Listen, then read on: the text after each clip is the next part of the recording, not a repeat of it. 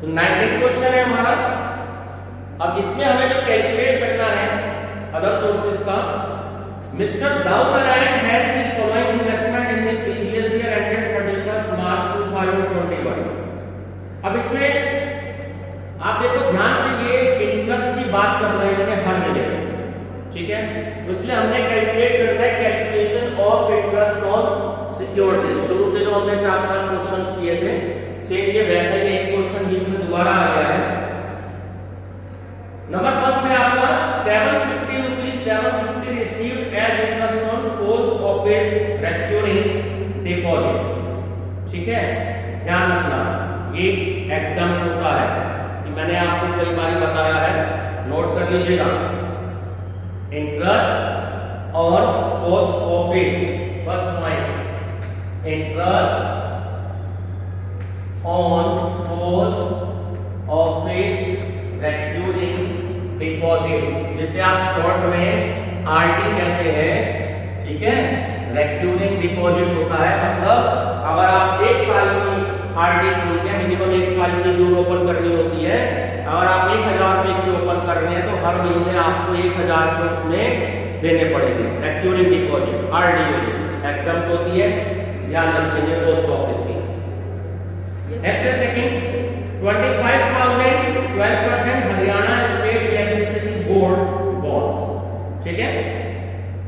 ये आ जाएगा आपका,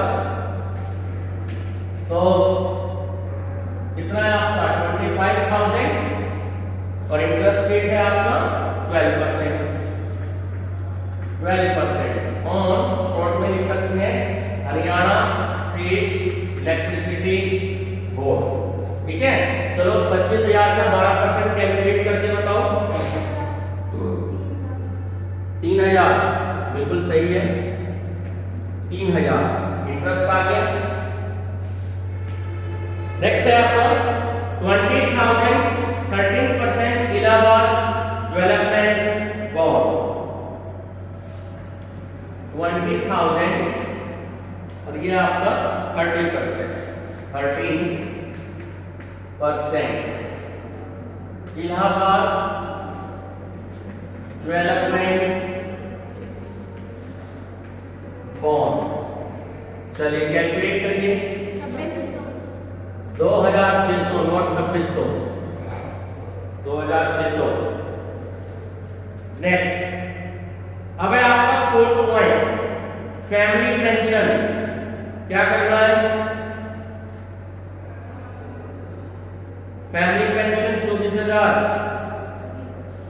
नहीं लेंगे क्योंकि हम कैलकुलेट क्या कर रहे हैं, इंटरेस्ट ऑन सिक्योरिटीज। अब इसके बीच में अगर फैमिली पेंशन आ जाए हम इसको इंक्लूड नहीं करेंगे, ये बात ध्यान रखना, ठीक है। चलिए 5th पॉइंट है ₹1980 रिसीव्ड ऑन टैक्स फ्री। चलिए टैक्स फ्री को अंडरलाइन कर लीजिएगा। Secured securities of chits India limited company. अब हम इसको क्रॉस अप करेंगे क्योंकि इंटरेस्ट की वैल्यू ऑलरेडी इन्होंने कैलकुलेट करके हमें दे रखी है। तो interest on securities, interest on securities इस पर है of chits India limited company, of chits India limited company. तो टैक्स फ्री वर्ड दिया है, ठीक है, इसलिए हम इसको ग्रॉस अप कर रहे हैं। तो 1980 into 100 upon 90 बताए शॉर्ट कर 2,200। चलिए नेक्स्ट पॉइंट है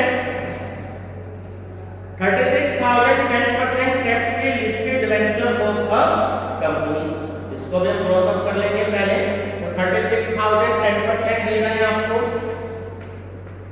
36,000 10% टैक्स फ्री डिवेंचर्स। क्या है कंपनी का नाम? Listed ventures of a company है, ठीक है, कोई बात नहीं। अब ध्यान से देखो, टैक्स फ्री भी दे रखा है और 36,000 का 10% दे रखा है। Yes sir. तो सबसे पहले आप 36,000 का 10% तो इंटरेस्ट कैलकुलेट करोगे जो आ गया 3,600।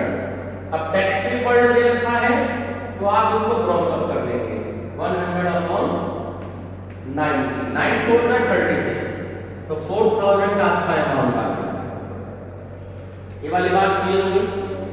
नेक्स्ट है 40,000 12% venture of Goa development authority, ठीक है, टैक्स फ्री वर्ल्ड नहीं दिया, ठीक, तो 40,000 12% डिवेंचर्स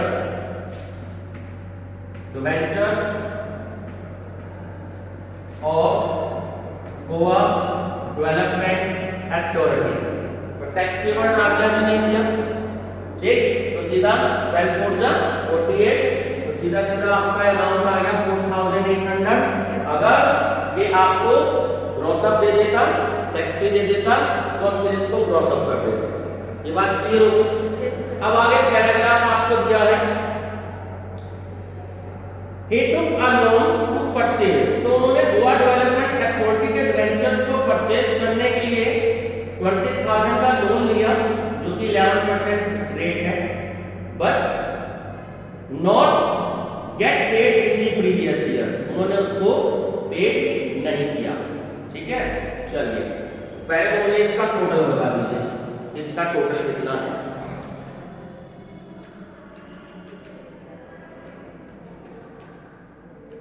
क्या आया टोटल सर? 16,600। 16,600। यहां तक क्लियर हो गया। ग्रॉस इंटरेस्ट आपका आ गया। अब इसमें से आप ये इंटरेस्ट ऑन लोन है, पहले तो इसको माइनस कर लेंगे, इंटरेस्ट ऑन लोन, ठीक, तो कितना आया मेरी 20,000 रखा है, 20,000 का 11% यानी कि 22, यस सर। तो 2,200 रुपए तो आपके लिए लोन के आ गए, इंटरेस्ट ऑन लोन के, ठीक है। ये सॉरी इंटरेस्ट वर्ड लिखना भूल गया इधर, इंटरेस्ट ऑन लोन, तो 2,200 रुपए तो ये आ गया। अब आगे क्या है, bank charge 2% as collection charge on realization of interest on all securities, ये बात क्लियर होगी। Interest being payable in each case on 1 January and 1 July, यानी कि ऑल सिक्योरिटीज पे अंडरलाइन कर लीजिएगा, ये आप बात आपको ध्यान रखनी है। कलेक्शन चार्जेस,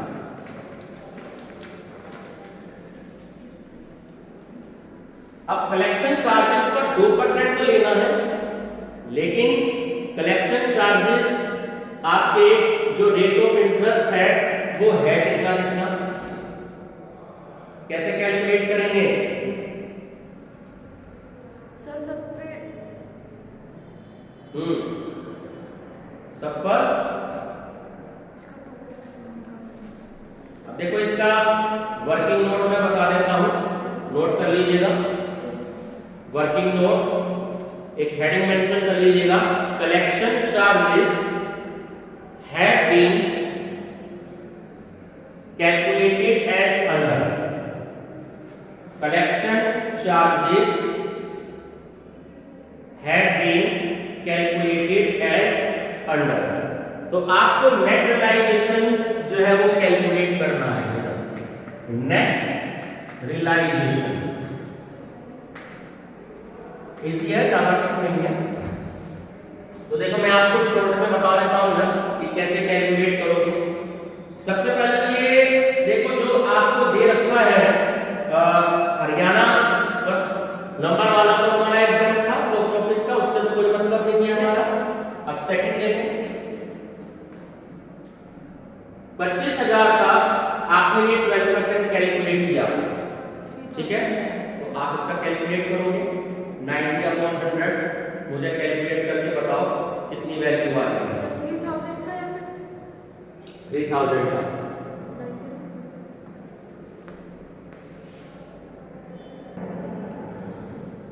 तो एग्जाम में क्या करना है, पूरा पूरा लिखना कि हरियाणा इलेक्ट्रिसिटी स्टेट बोर्ड पे जो है कितना हो गया उसके बाद इलाहाबाद डेवलपमेंट बोर्ड्स पर कितना हो गया 2600 × 90/100। इस पर ऐसा इसलिए किया क्योंकि यहाँ पर हमने इस पे इंटरेस्ट कैलकुलेट नहीं किया था, इसलिए किया। लेकिन यहाँ पर हमने इंटरेस्ट कैलकुलेट कर रखा था तो इसलिए 1980। यहाँ पर भी हमने इंटरेस्ट कैलकुलेट रखा था इसलिए 3600। अब तुम्हारा ये हो गया गोवा डेवलपमेंट बॉन्ड्स, ठीक है। इस पर भी कैलकुलेट कर लीजिए कितना अमाउंट आया था 4800 इंटू 90/100। बोलो कितना आया?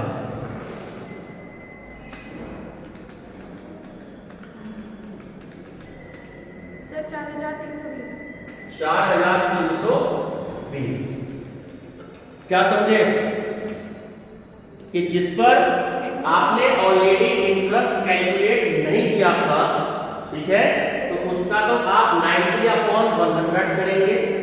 लेकिन जिस पे टैक्स भी ऑलरेडी ये रखा है, इंटरेस्ट आपने कैलकुलेट कर रखा है, जैसे ये दो और ये दो, इसको एज इट इज नोट करेंगे आप, ठीक है। अब इसका टोटल बता दीजिए कितना आया? 1494। तो ये आपके टोटल कलेक्शन चार्जेस आ गए। ये बात समझ में आती है? Yes sir. कोई दिक्कत परेशानी? चलिए, अब क्योंकि उसने 2% आपसे कहे हैं कलेक्शन चार्जेस 14940। अब बच्चे आप गलती करते हैं, जरा इसको समझ लें। इसका 2% कैलकुलेट कीजिए, बताइए क्या अमाउंट आता है?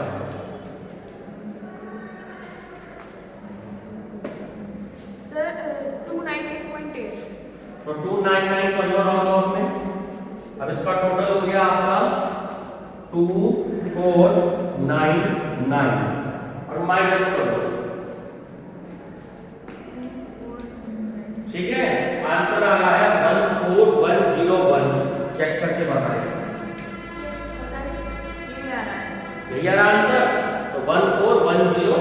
तो अच्छा क्वेश्चन था, इसमें मैंने बता दिया। इसमें पहली गलती बच्चे पोस्ट ऑफिस में कर देते हैं, ध्यान रखना है एग्जाम होता है, ठीक है। और इंटरेस्ट ऑन लोन बच्चों को समझ नहीं आ पाता, कुछ कर देते हैं। लेकिन सबसे इंपॉर्टेंट गलती है किसी जगह होती है कलेक्शन चार्जेस। अगर क्वेश्चन में दिया होता तो कोई बात नहीं, बट जनरली क्वेश्चन में गिवन नहीं होता। तो आपको इस तरीके से कलेक्शन चार्जेस कैलकुलेट करना है, ठीक है।